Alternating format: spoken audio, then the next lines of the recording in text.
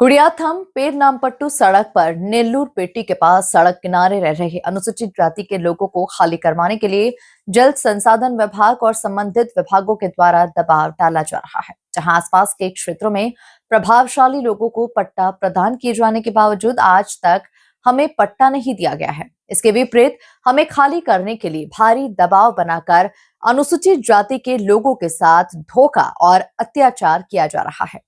ये सभी आरोप स्थानीय लोगों ने कलेक्टर से की गई शिकायत में लगाया है, जहां वेल्लोर जिले के वेल्लोर तालुक के सत्तुवाचारी स्थित जिला कलेक्टर कार्यालय परिसर में कायदे मिल्लत सभागार में सोमवार को जनदर्शन ग्रीवेंस डे बैठक जिला कलेक्टर सुब्बुलक्ष्मी की अध्यक्षता में आयोजित की गई।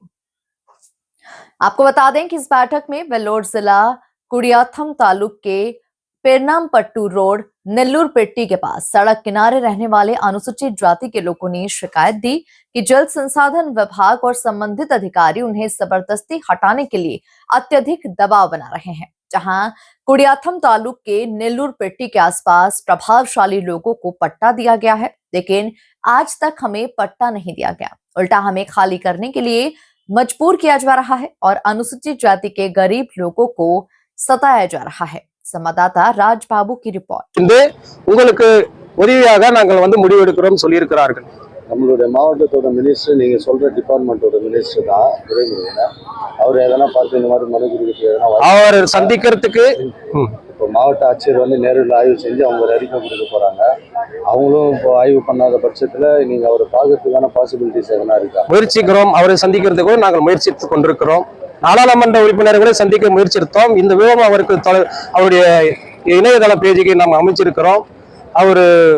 அவரு என்ன ரபிலை தந்தாருன்னா நான் மாவட்ட அமைச்சரையும் நாங்கள் சந்திக்கிறதுக்கு முயற்சித்துக் கொண்டிருக்கிறோம். வாய்ப்பு நேரில் சந்திச்சு மனு கொடுக்குறீங்களா? எப்படி அடுத்த கட்டமா என்ன யாரு 2 பேரில யாருக்கு வாய்ப்பு எங்களை சந்திக்கிறதுக்கு வாய்ப்பு இருக்கிறோம் ஒரு மனு கொடுக்கிறோம்.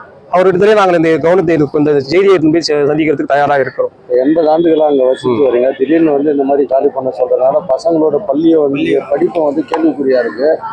மாவட்ட நிர்வாகமும் நீங்க சந்திக்கிற அமைச்சர் வரைக்கும் யாருமே அடுத்த கட்ட நடவடிக்கை போகாத பட்சத்துல உங்களோட நிலைப்பாடு எப்படி இருக்கும்? எங்களுடைய நிலைப்பாடு வந்து கேள்விக்குறிதான். அதே நேரத்தில் ஜனநாயக ரீதியாக நாங்கள் எங்கள் உரிமையை பெறத்துக்கு முயற்சிப்போம்.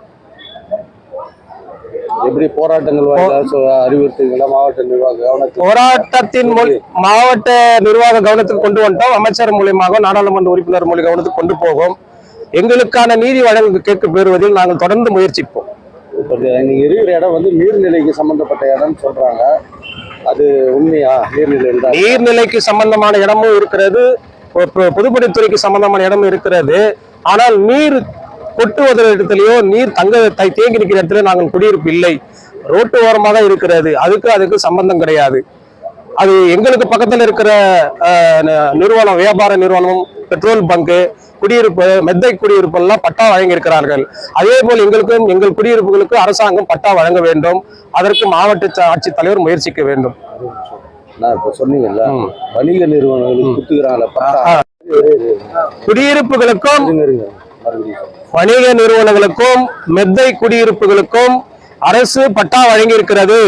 அதே போன்று எங்கள் குடியிருப்புக்கும் பட்டா அரசு வழங்க வேண்டும். அதே இடத்தில் அதே சர்வே, ஒரே சர்வே நம்பர். நீர்நிலை சம்பந்தப்பட்ட எங்க வீடுக்கு பக்கத்திலே எங்க குடியிருப்பு வழங்கி இருக்கிறாங்க.